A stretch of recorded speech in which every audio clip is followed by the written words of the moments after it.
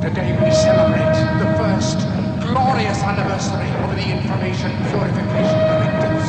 We have created, for the first time in all history, a garden of pure ideology, where each worker may bloom, secure from the pests, obeying contradictory thoughts.